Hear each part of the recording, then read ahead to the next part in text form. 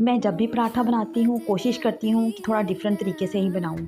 तो आज मैंने इसको इस तरीके से बनाया कि पहले मैंने रोटी की सूरत में इसको बेल लिया था पेड़े को, फिर उसके ऊपर मैंने घी लगाया, घी के ऊपर मैंने आटा जो है वो खुश्क आटा वो लगा दिया, ठीक है। फिर लेफ़्ट और राइट से उसको फ़ोल्ड किया, फिर टॉप और बॉटम से उसको फ़ोल्ड किया तो वो चौकोर सा एक पेड़ा बन गया, ठीक है।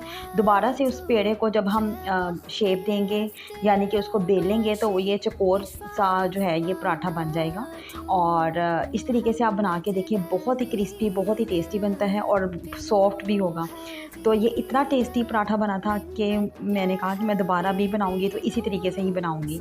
बहुत क्रिस्पी बना था और फूला-फूला हुआ बना था, ठीक है। तो आप भी ज़रा डिफरेंट तरीके से ट्राई कर लिया करें। और यहाँ पे पराठा रेडी हो चुका है। अब मैंने प्याज़ लिया है, उसको मैं बारीक सा चॉप कर लूँगी। तो मैं बना रही हूँ अपने लिए ऑमलेट, ठीक है।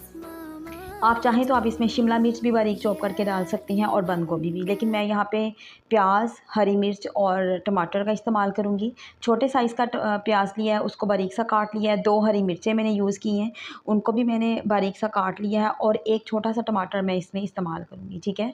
तो तीनों चीज़ों को अच्छे तरीके से कटिंग करने के बाद जो बेसिक मसाले होते हैं मैं सिर्फ वो ही डालूँगी इसमें, यानी थोड़ा सा नमक, थोड़ी सी मिर्चें और थोड़ा सा हल्दी, ठीक है। और कोई मसाला मैंने इसमें ऐड नहीं किया। न अंडा शामिल किया है। अच्छे तरीके से हम अंडे को फेंटेंगे ताकि जो ऑमलेट है वो फूला हुआ भी बने और टेस्टी भी बने, ठीक है। तो पहले तो हमने तवे को गरम करना है, कुकिंग ऑयल डालना है और जब वो गरम हो जाएगा फिर हमने उसके ऊपर मटीरियल डाल देना है।